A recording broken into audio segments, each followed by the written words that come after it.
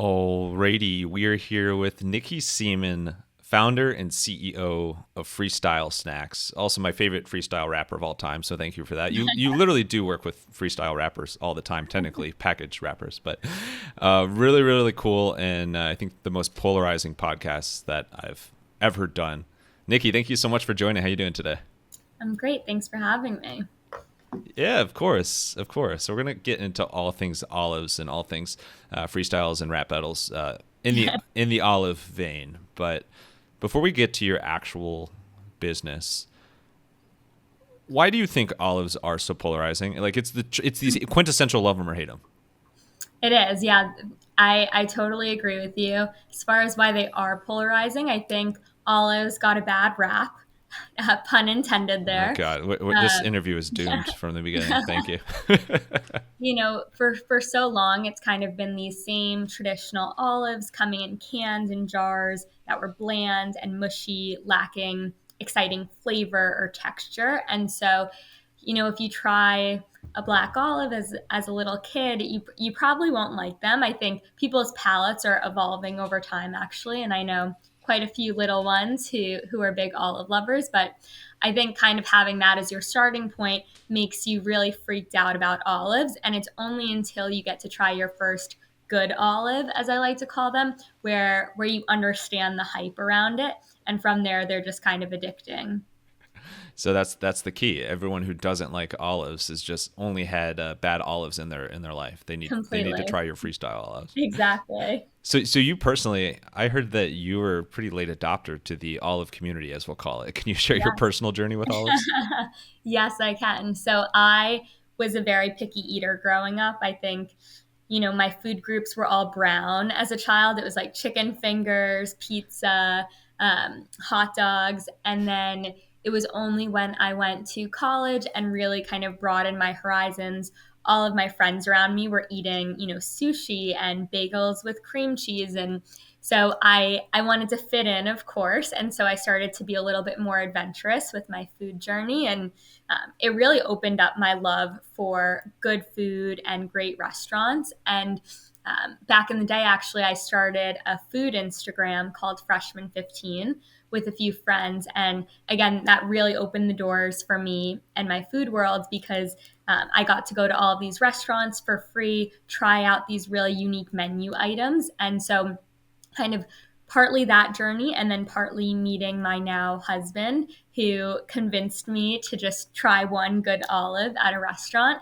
And I tried it, thought I was going to spit it out, but I was like, oh, this isn't too bad. Tried another one, and then from there I was just hooked. And that was, probably 10 years ago now, 12 years ago. So again, for the olive detractors out there, if you just try one olive, be open to it. It could be your next business. Like you never know what it can turn into. Exactly. Real quick, freshman 15. Hmm. That's I think that name carries a lot of weight. Oh God, I didn't even plan that pun.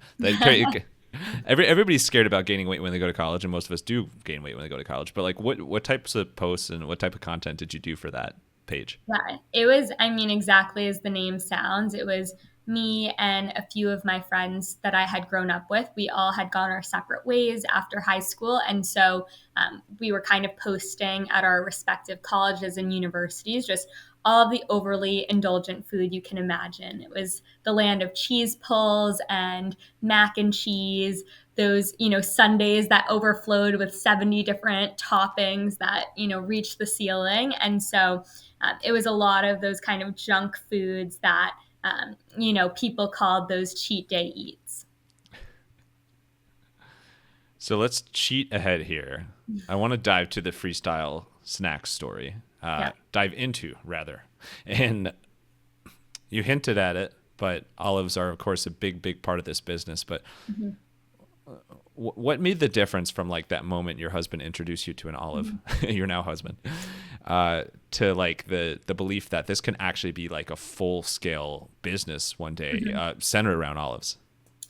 Yeah, so I, again, like from earlier on, had always been really intrigued and passionate about food and beverage. I had done an internship at PepsiCo when I was a consultant, I also worked with some CPG companies.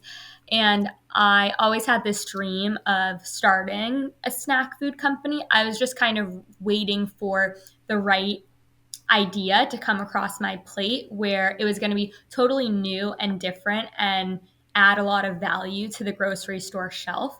And with olives, I really got this idea during the pandemic because I was used to going to the Olive Bar every week on my grocery trip, stocking up on, the garlic stuffed and, the mixed medleys. And when those didn't exist anymore because there were no buffets, no sharing, I had to turn to the traditional olive aisle. And, I just felt that those options didn't really deliver on that taste profile that I knew olives could have. And then on top of that, I found the jars so inconvenient to eat. I was spilling them all over my desk when I would take them to work. So I was just eating olives over the sink. And that's when it really hit me. There must be an easier way and a more enjoyable way to get the quality olives that I know are out there. And so that sparked the itch initially. And then from there, using my consulting experience, did a lot of consumer research and interviewing people who were olive lovers, who were olive farmers, just really kind of vetting the idea from every angle, and then decided to take the leap of faith and go for it. And I have to call back what you said at the start there. You said it came across your plate, and so I think that was an unintentional pun as well. And this is setting a record. Again, terribly sorry, but that's such a, again, pun intended, like organic journey of starting a business and like identifying problems and pain points there. And then you did the whole like like when I think back to like business school of how they teach you, it's like prototypes, feedback, like market research, like all those things are so important. What do those interviews look like with those early I guess potential customers of your olives? Yeah, it was super interesting. So I obviously interviewed family and friends, but I wanted to make sure that I was reaching America more broadly, not just people who lived in my hometown. And so I actually went on Instagram and searched for people who had hashtagged olives in their photos. Obviously, they're an olive Oh, lover. They're you doing saw that. all my posts then. Yeah, I know you were discovered. And I DM'd them, and they were, for the most part, very responsive and willing to give me 10, 15 minutes of their time, and just tried to understand their shopping habits, their preferences for olives, what are the different things that they look at in an olive product that are most valuable to them and that they make a purchase decision off of. And that was really informative to create the product that you see today with Freestyle Snacks. So creating the product, obviously the actual product, like the actual olives are pretty essential to that. How did you go about sourcing those and identifying is it olive farmers, olive growers, however you say that? Yeah. So the industry is interesting. Where we source our olives from is Greece in the end, and I can kind of get to how we landed there.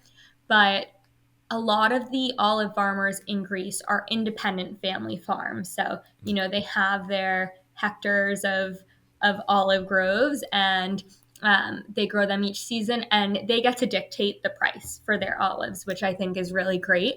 And then they end up selling their olives to, I don't know if you would call it like a processor or a supplier, but basically you can't eat an olive straight off the tree. They have to be kind of brined and cured because they're very bitter off the tree. And so to develop like that delicious fleshy meat that you get from an olive, it has to go through this fermentation process essentially for 6 to 9 months. So the farmers then sell it to these producers who are doing the fermenting, and then that's eventually who we source our olives from. As far as how we landed on the Greek olives, I had done a ton of taste testing. I taste tested olives. I've been saying 7 different countries. Maybe it was more than that, across 50 different varietals to really land on what I thought were the best tasting.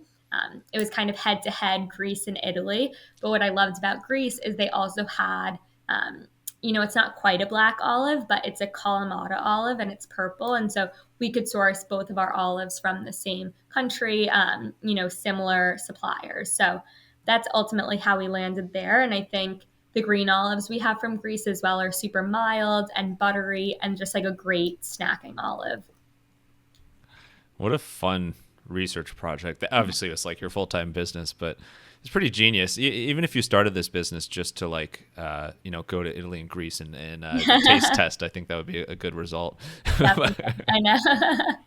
So you mentioned as you were coming up with this idea that you had like there were pain points in the existing offerings out there.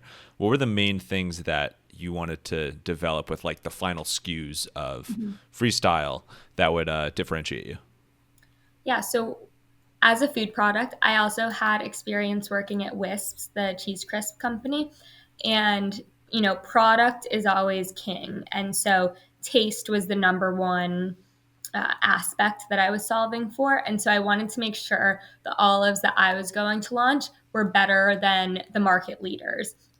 And so I, set up a table in our local park here in Atlanta and did taste testing of the olives I was planning to launch Freestyle with against existing brands that were in the store and were the market leaders in the category. And by a landslide, people preferred the what were to be Freestyle olives. And so I knew that I was really solving for that taste differentiator. And then on top of that, from a packaging perspective, versus jars and cans, obviously the pouch is incredibly convenient. You can throw it in your purse, in your bag, take it to work. It's great for traveling as a healthy snack. And so convenience was kind of the next biggest pain point I wanted to solve for. Yeah, when you think about like all time, there have been so many businesses where convenience is like the reason that it was spawned in the first place. And I think just like over time, as consumers, convenience is like one of the top things that we always crave. That and olives, but I think it's a brilliant way to brilliant focal point for the business. So you got your market research, you got your olives, you got your differentiation. How about distribution? So like now you're in some pretty big stores, and I think this is kind of newer news that now Delta Airlines is a customer, so you can literally eat your olives in the air, which is amazing. How did you start to get big clients like this?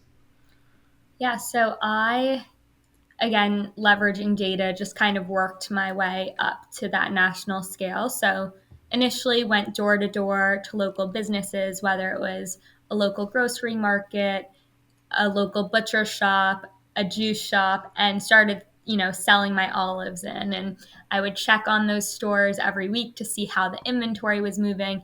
And then I would use that sales data to go and pitch to some regional grocery players like Erewhon or Central Market. And then from there was able to leverage that data to go and pitch to some bigger national accounts like Whole Foods. And these things take a really long time too. I feel like, you always think it's an overnight success, but the overnight success has taken 10 years. And so Delta, for instance, I've been in conversations with them essentially since I launched the business almost 3 years ago. And so it's really exciting to see, one, the hard work, and then two, the product market fit really hitting its stride to be able to work with some of these customers. What was your reaction when you found out that your olives can literally be consumed flying in the sky? I was so happy. I was freaking out. I couldn't believe it. And, I'm based in Atlanta. Delta is one of my favorite airlines. And so it definitely hit very close to home. When you look at your journey overall, like it's an incredible story. And at the time of this recording, I think the business has been around for over 2 years now. So like pretty new business in the grand scheme of businesses, but like some of your achievements have been amazing. And like packaging, literally it's like, there's good packaging and bad packaging, but like if you go on your website and check out your SKUs, it just like gives you like a positive vibe. Like there's just something, it's like a great feeling. Speaking of Greek, I don't know if that's ethos or pathos or that might not even be Greek. That might be Latin. No, that's Greek. Yeah. Anyway, if you are looking back, like what would you say, if you had to pick one, what would you say is like the biggest driver of your, like the business's growth and success so far? I think, when I was leaving my prior job before starting Freestyle Snacks, one of my mentors there had told me the number one thing that I need to have is grit, which consists of passion and perseverance. So you always have to love what you're doing.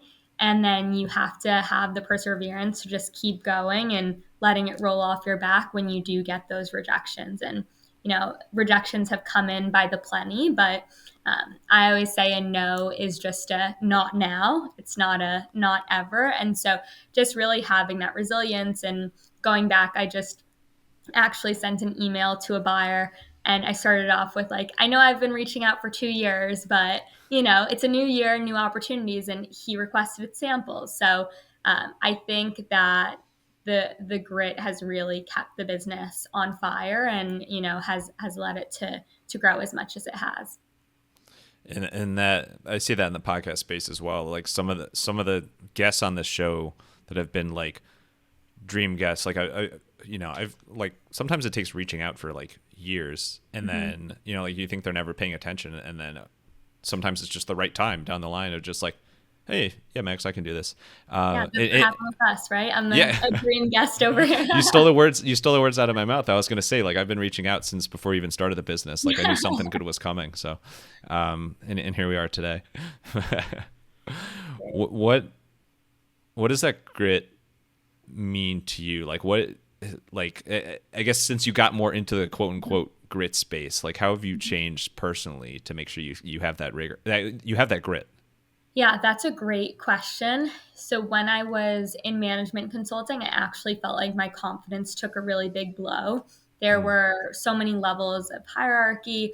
I was proofreading emails for 2 hours at midnight, and I was just like, what am I doing here? By the way, which is what I did before sending you the email invite for this. So sometimes it works. Yes. And so I feel like starting freestyle has given me a lot of confidence in myself, and if I set my mind to something, I know that I can do it and I can accomplish it. So I think that has been amazing. And then my public speaking as well has gotten a lot better. I think there's just been so many benefits personally, going through some of the different business challenges that I have, whether it's operationally or any sales challenges, has just hardened me, and I think taught me a lot of lessons to make me hopefully an even better business leader. I would say so. What advice do you have for any fellow food founders out there? I always think this space is so like just a fun space to be in, but it's like, I know way more than meets the stomach. Yeah, I know. If you don't like puns, don't listen to this episode. Yeah, this is as polarizing as olives. Yeah. I would say, kind of along the lines of having grit, just, keep going. It's really challenging, but just believe in yourself and don't take no for an answer. I think that will get you really, really far in this business. I think more tactically having, a really strong margin story from the start is going to be critical. CPG is a lower margin industry in general. There's so many people involved who all get a little piece of your business. And so making sure that you can set yourself up for success to run a sustainable business, I think is how food founders coming into the space should be thinking about it. So speaking of puns, I'd love to switch it up a bit and get to what is typically a segment called The Unusual. And the best I could come up with is the Brineusual, which I think might be the worst one yet. Which is really, I just want to dive more into olives because you are certainly the most olive expert of any guest we've had on the Wild Business Growth podcast. So think of this as kind of like a mini rapid fire on olive. Your answers can be long, but I'll try to keep my questions short. Okay. So the Brineusual. From your standpoint, what's your favorite color of olive to consume, to eat? Green. I prefer green olives, but Kalamata has a time and a place. Well, when is that time and the place? I would say I like cooking with Kalamata olives more for like if it's in a Greek salad or like a pasta dish or a fish dish. And then I like green olives more for snacking personally. Speaking of snacking, so Freestyle Snacks, what is your favorite your I combine that. Your favorite flavor that you offer personally? My favorite flavor is lemon garlic. We use a freshly squeezed lemon juice for it, and I think that freshness like really gives you a good zing. And then the minced garlic in it as well is just has like a really nice savory taste. Well, that sounds amazing. Now you're going to hate me. I'm someone who's like my stomach can be a little bit sensitive to garlic, so sometimes I get scared away if there's too much garlic in it, but obviously there's garlic in everything and so I still eat it. I love it. But especially the lemon's always a fantastic flavor as well, and that's something my wife Dana has kind of turned me into more and more of a lemon person, which sounds funny, lemon person, but Olive person, lemon person, and all. Exactly. All right. What's like a fun fact, or it's just something kind of random about olives that a lot of people don't know, or you didn't know until you got into the space? Well, I told you already about the fun fact that you can't eat olives straight off a tree. Which I am tempted to try now. I've tried it and I regret it immediately every time. Wait, what's it taste like? It just tastes very bitter. Like I don't even know if I have a comp to it, but it's just like it's like very bitter, weird, like strange taste, like kind of waxy almost. Interesting. So it's like the brining process that really gets it more edible, I guess. Exactly. Yeah, the fermentation. But another fun fact is that olives are a fruit, not a vegetable. And so I feel like sometimes people confuse the two. That I'm still confused on that tomato one. It still makes no sense to me. Yeah. All right, what is your personal favorite way to enjoy either eating or drinking? Enjoy olives. My favorite way is probably while I'm traveling. I always have a pack in my bag, of course, and so whether I'm hopping on a flight or doing a road trip, it's just perfect because it hits all of like the salty, savory notes, but then I also feel good about it because it's healthy and wholesome. So it's like a really great thing to tie me over in a long travel day. All right, and then this one, you have your work cut out for you. What would you say? What's your way to convince someone who's an olive hater to get them to become an olive lover? We've honestly converted a ton of folks to the dark green side, as I like to say. So, tons of friends and family. My mother-in-law, actually, she used to tell me that olives to her smelled and tasted like dirty diapers. And she refused to try it. But obviously, when I came out with the product, she's like, okay, I'll try it for you. And now she's hooked. Our hot and spicy olives are her favorite. And so I think if you're open to trying it and you don't have like a ton of food aversions, olives just happens to be one of them, then we can definitely convert you to an olive lover. Well, you converted me into even more of an olive lover. All right, last one here. What is the most unique use of the Freestyle Snacks olives you've ever heard? That's a really good question. I'm trying to think of the craziest thing I've seen. Last year we made an olive oil cake with some olives on the top of it, and it was like a really cool sweet and savory mix.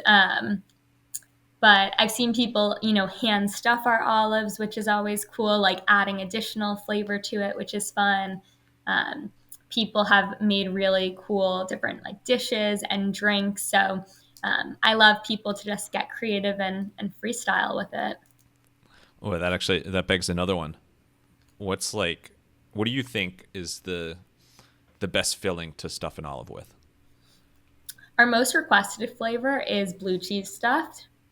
So I'm not a personal blue cheese fan, but I think that's what America prefers on the whole. I was going to say blue cheese ranch. Those are both other ones that I never thought were polarizing. And then I grew up and realized like, oh, I'm like growing up in the Midwest, I'm a huge ranch fan. But there's a lot of people that are huge blue cheese fans, and now I like them both, but those are pretty love-hate as well. Definitely.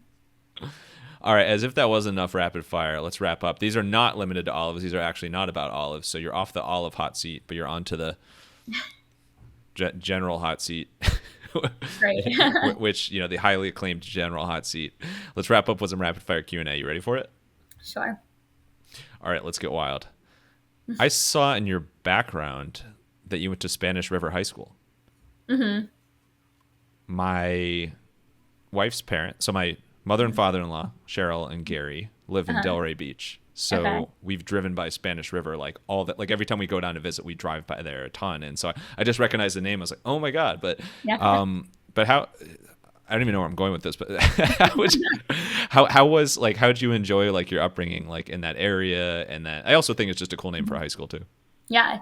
Yeah, no, I think it was great. Obviously, I feel like your earlier experiences are formative of where you end up. And I made some really incredible friends who I'm still extremely close with today. And I love visiting in the wintertime. It's super nice. Especially in the winter. To escape the cold. So, I love living in Atlanta and excited to be raising my family here. But the Boca del Rey area definitely has its benefits as well.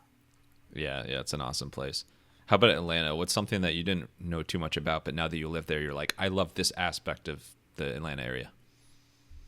Yeah, I guess this is kind of random, but I didn't realize how many trees Atlanta had for a city. Like, I just love driving. Never counted. Yeah, I love driving through Atlanta, like whenever the seasons are changing, and just it's a new appreciation for how green it is or the leaves changing, and just really beautiful here. And what is your go-to? Like, are you more of like a, like night out in the city person, or more of like outdoor, like hiking, like away from the city? What's your style? I feel like not really either. I'm more of like a homebody, I would say. And then I love like night out in a city for me is more like going to like a great new restaurant. That's my ideal weekend plan. Yeah, that's awesome. Yeah, it's spending more and more time at home over time as well. There's something nice about being home. All right. Well, you mentioned you worked on wisps, which is kind of tough to say, actually. Didn't think about that till now. But the little like cheese puffs thingy. What's something that's kind of like a little known fact about those wisps? That's a great question. It was when I was there. It was a very small but mighty team running it. So there were about 25 employees when I was there, and it was a pretty sizable business. And so it was just a really incredible experience to wear so many different hats for this larger company. And so that's really what I credit a lot of the success to freestyle to, is because I got to participate and lead different initiatives for their innovation and commercialization, working with their co-packer consolidation plan, working with their sales team on pitch decks. And so that was just like a really great CPG boot camp, if you will, of, how to launch products and market them successfully, and, tried to emulate a lot of that with freestyle. Well, you wisped it wonderfully, as they say. Nikki, thank you so much. This has been fantastic, and I'll love everything with Freestyle Snacks. So, really, really cool, just inspiring what you're doing. I know if people want to learn more, they can go to freestylesnacking.com. Yeah. And where else do you want to shout out for people to connect with you online or learn more about the brand? Yeah, our website is a great place to start. We also have our store locator on our website, so you can see which stores have our product closest to you. But we're available nationally in Whole Foods, as well as on Amazon and TikTok Shop, if that's your preference. And then to connect with me, I am on LinkedIn at Nikki Seaman. Perfect. Awesome. And then last thing, what's the second fun fact about? Oh, no, I'm just kidding. The last thing. I was going back. Yeah. A third fun fact. I do love fun facts, but I also love final thoughts. So what's just kind of like a quote or like one line words of advice that you have for fellow entrepreneurs and aspiring entrepreneurs out there? I think, you can do anything you set your mind to. I was just watching the Golden Globes, and I think it was really awesome seeing a lot of these women who have had careers in Hollywood for a very long time, and they're, just now hitting their stride. So, along with the themes of grit and never giving up, just, keep going, believe in yourself, and, set your goals, and you can accomplish them over time. So, it's exciting. Entrepreneurship is a crazy roller coaster, and you just gotta hold on until you make it off. Bring on the bongos!